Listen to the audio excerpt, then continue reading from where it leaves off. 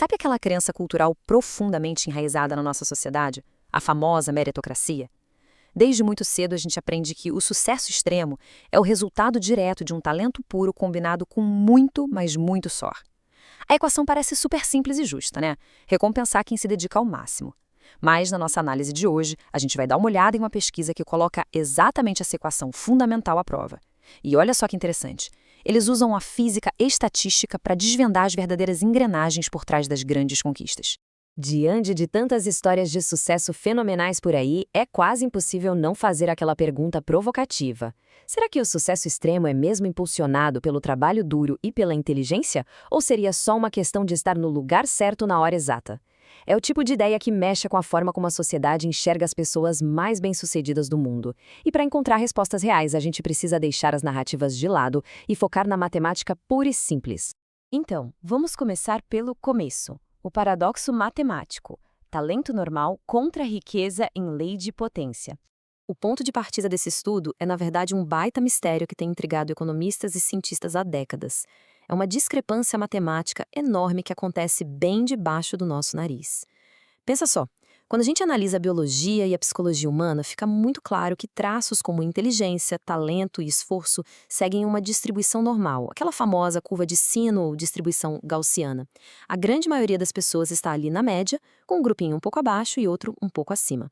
Só que quando a gente olha para a realidade econômica, a riqueza e o sucesso seguem uma regra completamente diferente, a chamada lei de Pareto ou lei de potência, onde uma minoria esmagadora concentra a imensa maioria dos recursos. Vamos pensar nisso de forma lógica. A inteligência, por exemplo, tem um limite. O QI médio é 100 e ninguém no planeta tem um QI de 10.000. Faz sentido, né? O mesmo vale por esforço. Alguém pode até fazer muitas horas extras, mas é fisicamente impossível trabalhar 1 bilhão de vezes mais do que outra pessoa. Ou seja, o esforço e o talento têm um teto. Então, se o talento escala de um jeito linear, mas o sucesso explode de forma exponencial, só pode haver um ingrediente oculto e superpoderoso agindo nos bastidores para gerar esses bilionários e casos de sucesso absolutos. E é aí que chegamos ao experimento. Vamos ver como funciona essa simulação de 40 anos de talento e sorte. Para testar o peso do acaso e finalmente isolar esse ingrediente misterioso, os pesquisadores criaram um modelo computacional chamado talento versus sorte. Funciona assim. Imagine um mundo quadrado. Lá dentro, eles colocaram 1000 indivíduos simulados, os chamados agentes. Cada um deles recebe um nível fixo de talento que segue exatamente aquela curva normal que a gente acabou de ver. Eles ficam paradinhos, mas ao redor deles tem um monte de pequenos pontos circulando de forma totalmente aleatória. E o que são esses pontos? São os eventos. Os verdes representam sorte, tipo uma promoção inesperada ou uma ideia genial. Já os vermelhos são eventos de azar, como uma doença de repente ou uma baita crise econômica. As regras desse universo simulado fazem muito sentido prático. Todo mundo sai da mesma linha de partida com exatamente 10 unidades de capital inicial. Aí, uma carreira inteira de 40 anos se desenrola em passos de 6 meses. Olha como a mecânica é interessante. Quando um evento de sorte atinge um agente, ele tem a chance de dobrar o capital dele. Mas atenção, essa chance é proporcional ao talento que ele tem. Ou seja, o talento é, sim, super importante para aproveitar as oportunidades que aparecem. Por outro lado, se um evento de azar bate na porta, o capital é cortado pela metade, sem choro nem vela. O azar simplesmente não quer saber se a pessoa é um gênio ou não, ele afeta todo mundo igual. Chegou a hora da verdade, a revelação. Afinal, quem é que realmente vence esse jogo? Depois de rodar essa simulação de 40 anos, a expectativa era gigante. Será que os agentes mais inteligentes, aqueles que souberam aproveitar cada pinguinho de sorte, terminaram no topo da pirâmide financeira? Bom, o primeiro grande trunfo desse experimento foi justamente replicar a realidade de forma muito fiel. O resultado final não formou aquela curvinha normal para a riqueza, não. Ele formou uma lei de potência perfeita. 20% da população terminou concentrando 80% de todo o dinheiro, enquanto a grande maioria ficou com as migalhas. Essa desigualdade brutal que a gente vê no mundo real surgiu naturalmente de regras super simples de sorte e talento. Mas, gente, preparem-se para a revelação mais chocante dessa matemática toda. O indivíduo no topo absoluto do sucesso, o grande vencedor incontestável da simulação, terminou com um capital simplesmente 128 vezes maior do que a média das pessoas que eram, olha só, muito mais talentosas do que ele. É isso mesmo. O sucesso máximo simplesmente não andou de mãos dadas com o talento máximo.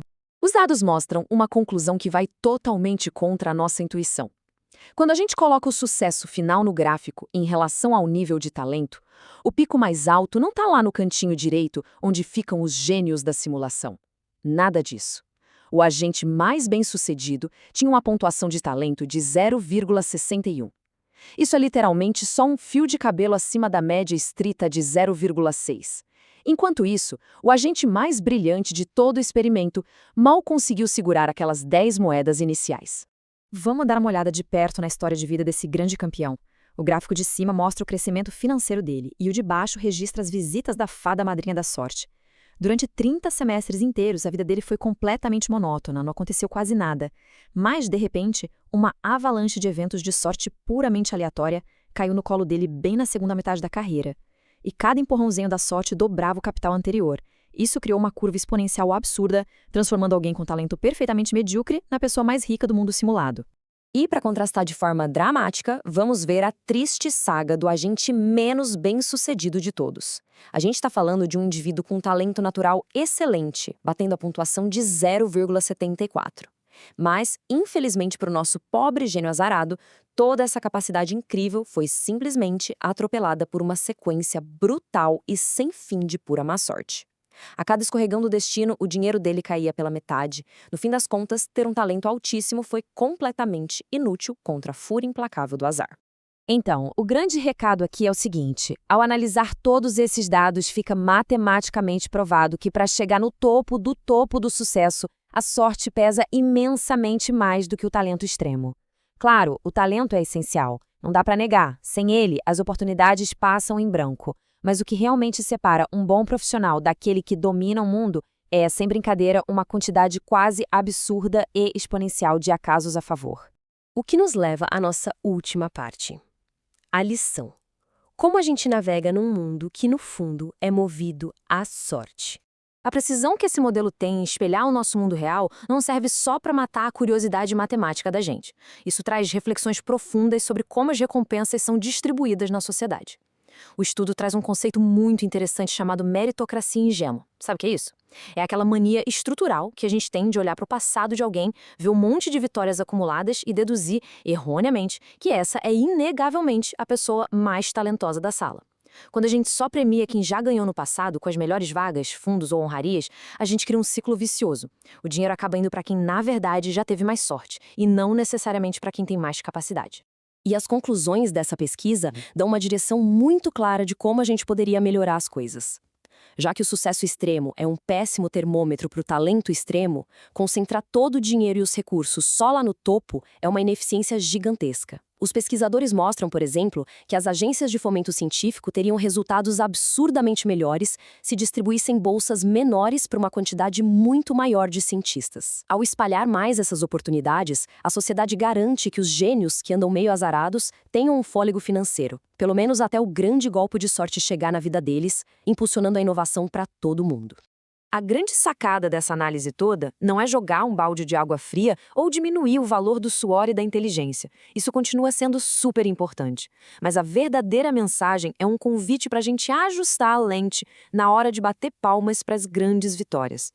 Sempre que a gente esbarrar em histórias fascinantes de triunfo, seja financeiro ou artístico, vale a pena dar uma pausa e se perguntar: de todo esse sucesso extremo, quanto foi realmente puro talento e quanto foi só aquela matemática silenciosa e poderosa de estar no lugar certo na hora exata?